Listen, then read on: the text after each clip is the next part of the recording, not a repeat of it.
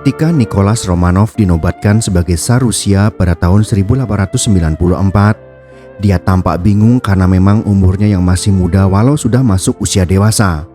Tapi pengalaman tentunya masih belum seberapa. Apa yang akan terjadi pada saya dan seluruh Rusia? Itulah yang ada dalam benaknya.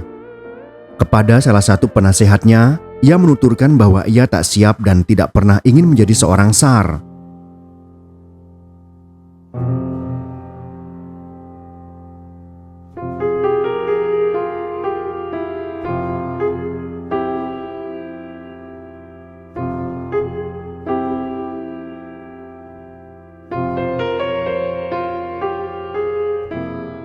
Dua 24 tahun kemudian, ia pun tampak sama bingungnya. Pada saat itu, sekelompok anggota polisi rahasia Bolshevik bergerak untuk membunuhnya.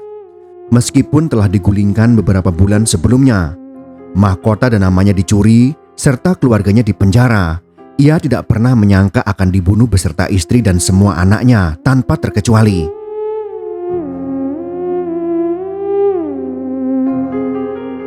Kehidupan pasangan kaisar terakhir Rusia sangat menginspirasi karena mengajarkan anak-anaknya, yaitu Putri Otma, sebutan untuk keempat putrinya, yaitu Olga, Tatiana, Maria, Anastasia, dan putra mahkota Alexei, untuk selalu berbuat baik kepada orang lain. Dahulu kehidupan pasangan tersebut sangat bahagia karena memiliki harta yang berlimpah dan anak-anak yang cerdas, berkepribadian ramah, dan mudah bergaul dengan siapapun, walaupun dengan orang yang memiliki kasta di bawah mereka. Namun kebahagiaan mereka terenggut sejak para pencetus revolusi berbaham komunis menginginkan kelengseran kaisar dari kursi pemerintahan Rusia pada sekitar tahun 1917. Dengan tujuan untuk mengakhiri kekuasaan feodal kekaisaran Rusia. Kaisar terakhir Rusia beserta keluarga diasingkan dan ditahan dalam waktu yang tidak dapat ditentukan. Mereka harus menjalani kehidupan yang sengsara selama penahanan. Putri Otma dan putra mahkota Alexei harus bekerja bercocok tanam dan berternak selama penahanan. Pekerjaan yang tentunya tidak bisa mereka kerjakan, sehingga menimbulkan penderitaan bagi keluarga yang terbiasa hidup penuh dengan kemewahan dan selalu dilayani selama ini. Seorang putri yang bernama Olga kehilangan berat badan yang drastis dan putra mahkota Alexei terkena serangan hemofilia yang hebat karena depresi akibat menjalani hidup yang tidak biasa mereka lakukan.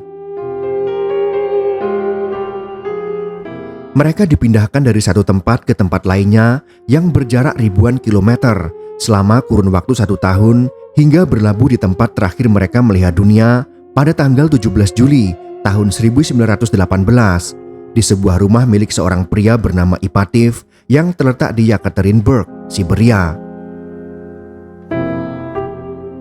Kematian tragis keluarga kaisar terakhir Rusia yang tak terlepas dari hubungannya dengan para revolusioner berpaham komunis banyak diangkat dalam sebuah karya film dan cerita.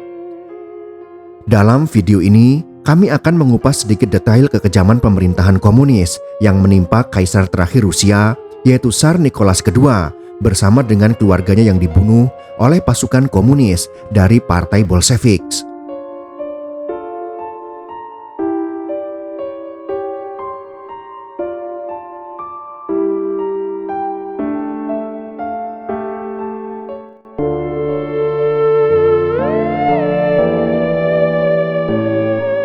Tsar terakhir Rusia itu bernama Nicholas Alexandrovich Romanov, merupakan putra tertua dari pasangan Tsar Alexander III dan Empress Maria Feodorovna.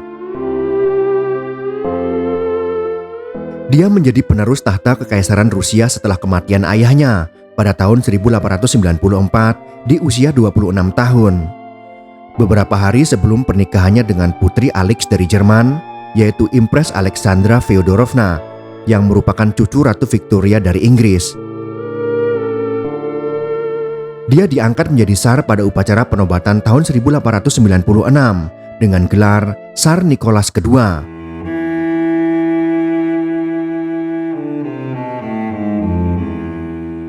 Nikki adalah sapaan akrab Nicholas. Mungkin menjadi manusia terkaya di dunia apabila ia tidak kehilangan keturunannya dengan kekayaan bersih sekitar 4.200 triliun rupiah pada saat itu. Dia terbiasa memanjakan anak-anaknya dengan kehidupan yang mewah, bahkan lebih mewah dari kehidupan modern saat ini. Padahal perekonomian Rusia sedang tidak stabil dan rakyatnya banyak yang sengsara. Nikki dikenal sebagai pemimpin yang tidak cakap karena diyakini ia belum siap menjadi seorang tsar setelah kematian ayahnya. Banyak pihak yang tidak setuju dengan kebijakan yang dibuat olehnya. Sebelum tahun 1906, bentuk pemerintahan Rusia merupakan monarki mutlak atau absolut. Akibat ketidakcakapan tersebut, terjadilah revolusi berdarah pertama pada tahun 1905 yang menginginkan dibentuknya Duma, yaitu Badan Legislatif Rusia, yang dikenal dengan Bloody Sunday karena banyak korban yang tumpah dari kalangan sipil. Lalu revolusi tak terbendung kedua yang terjadi pada tahun 1917 yang dimotori oleh Partai Bolshevik dan Menshevik. Kedua partai ini walaupun sama-sama menginginkan adanya revolusi, namun keduanya memiliki perbedaan pendapat. Gerakan revolusi ini disebut sebagai peristiwa penyebab kejatuhan Kekaisaran Rusia. Nikki sempat meminta suaka kepada sepupunya, yaitu Raja George V dari Inggris, namun ditolak karena khawatir akan mengganggu stabilitas negaranya. Dia dipaksa untuk turun tahta, diasingkan, ditahan, lalu dieksekusi mati bersama istri, 5 anak, dan 4 pembantu setianya di ruang bawah tanah Ipatiev House di daerah Yekaterinburg, Siberia, berjarak ribuan kilometer dari rumahnya di Saint Petersburg oleh komunis Bolshevik pada tanggal 17 Juli tahun 1918.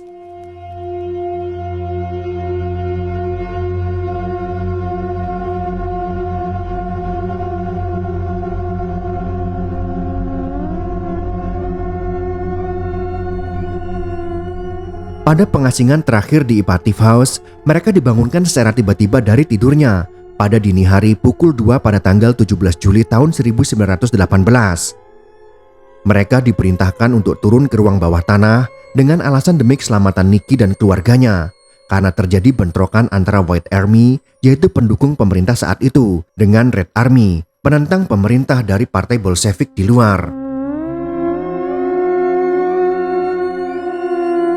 Mereka yang digiring ke ruang bawah tanah itu adalah Tsar Nicholas II, Empress Alexandra Feodorovna, Olga, Tatiana, Maria, Anastasia Nikolaevna, Saravik Alexei Nikolaevich, dan 4 pembantu setianya, yaitu Dr. Eugene Botkin, Anya Demidova, Alexei Trup, dan Ivan Karitonov. Setelah sampai di ruang bawah tanah, Nikki meminta 2 kursi untuk putra bungsunya, yaitu Alexei yang sedang menderita hemofilia dan istrinya yang memiliki riwayat kesehatan kurang baik. Setelah kurang lebih setengah jam mereka menunggu, Yakov Yurovsky, yaitu pemimpin eksekusi, dan kurang lebih 11 orang bersenjata turun. Lalu Yurovsky membacakan sebuah surat bertuliskan, "Dikarenakan kerabatmu tetap melanjutkan penyerangan terhadap kami, maka Dewan Komite Ural memutuskan untuk mengeksekusi Anda." Sontak Nikki berteriak tidak percaya, lalu memandangi anak-anak dan istrinya, di mana putri tertuanya, Olga, dan istrinya membuat tanda salib, dan ditembaklah Nikki di bagian kepala. Nikki meninggal seketika di tempat, begitu juga dengan istrinya.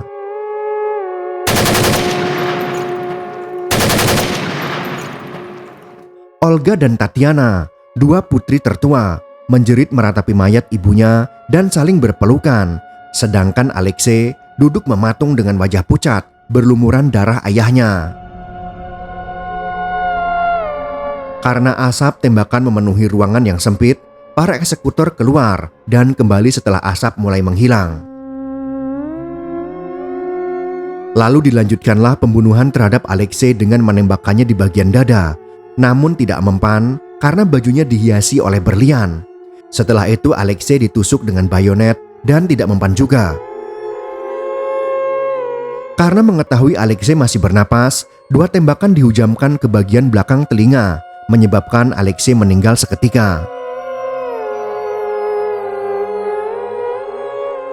Eksekutor lainnya sibuk dengan Olga dan Tatiana yang berusaha melarikan diri. Mereka mencoba menusuk Olga dengan bayonet berulang kali, namun gagal karena berlian yang disematkan pada bajunya. Tatiana mencoba bangkit namun ditembak di bagian belakang kepala, sedangkan Olga ditembak di bagian rahang oleh Yurovsky. Keduanya meninggal di tempat. Eksekutor yang sedang mabuk bernama Peter Ermakov bertugas membunuh Maria yang terluka saat tembakan pertama dan Anastasia, yaitu dua putri termuda, dengan menusuknya di bagian perut namun tidak mempan karena baju yang berhias berlian, lalu menembaknya. Karena mabuk, dia mengatakan telah membunuh keduanya dengan tembakan. Kemudian setelah adegan mengerikan itu, mayat-mayat tersebut dibawa dengan truk menuju pertambangan di kaki pegunungan Ural. Di tengah perjalanan, Maria berteriak meminta pertolongan dengan suara lirih, menahan sakit, namun kemudian dipukul wajahnya hingga ia terdiam. Mayat-mayat tersebut kemudian disiram dengan asam sulfat pekat untuk menghilangkan identitas dan kedua anak Niki lainnya, yaitu Alexei dan Maria atau Anastasia, dibuang sejauh 2 km dari keluarganya. Dalam proses eksekusi ini, diyakini bahwa anak-anak Niki meninggal dengan sangat pelan dan sakit. Hanya Niki, istri, dan 2 pembantu prianya yang meninggal seketika pada tembakan pertama. Banyak rumor yang menyebutkan bahwa putri termudanya, yaitu Anastasia, berhasil lolos dari pembunuhan, dan banyak orang yang mengaku sebagai Anastasia untuk mengklaim kekayaan keluarga Romanov. Rumor tersebut terus bergulir sampai akhirnya terpatahkan saat ditemukan sisa tulang belulang mereka pada tahun 1978 dan 2 anak Niki lainnya, yaitu Alexei dan Maria atau Anastasia, pada tahun 2007 menggunakan sampel DNA Pangeran Philip, suami Ratu Elizabeth II dari Inggris yang masih memiliki hubungan darah dengan istri Niki, yaitu Alex atau Alexandra. Sisa tulang belulang keluarga kaisar terakhir Rusia tersebut dimakamkan di gereja Ortodoks Saint Peter and Paul di Saint Petersburg pada tahun 1998 setelah dilakukan identifikasi lebih lanjut pada tahun 1991. Sementara Alexei dan Maria atau Anastasia baru dimakamkan bersama dengan keluarganya pada tahun 2007.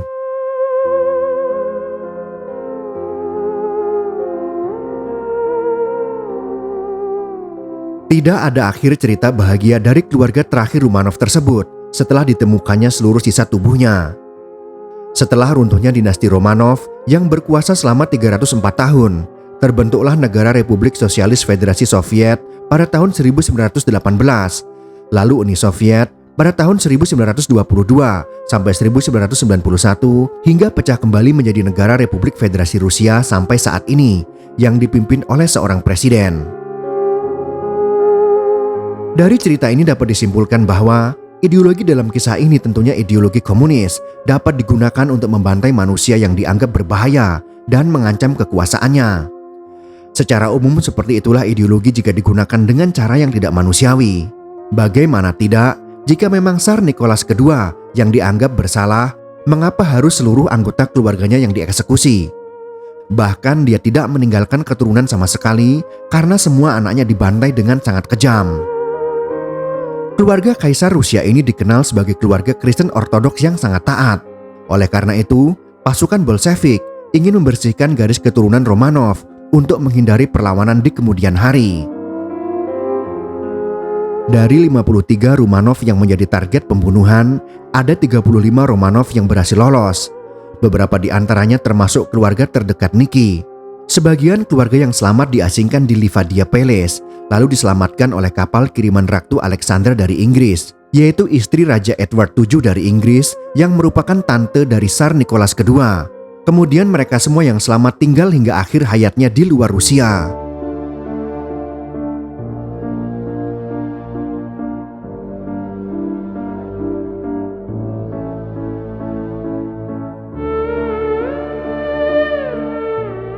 Pada tahun 1970-an, Ipativ House yang juga disebut House of Special Purpose dirobohkan dan dibangun gereja sekaligus museum yang diberi nama Church on the Blood yang juga berisi banyak patung Tsar Nicholas II beserta keluarga, untuk mengenangnya.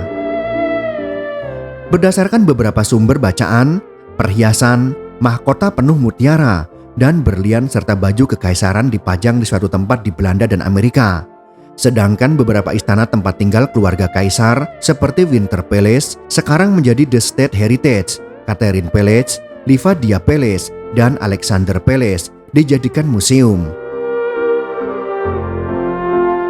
Itulah kisah tragis pembantaian keluarga kekaisaran Rusia yang sangat memilukan yang telah dilakukan oleh rezim komunis Bolshevik. Semoga kisah nyata ini bisa menjadi pelajaran berharga bagi umat manusia.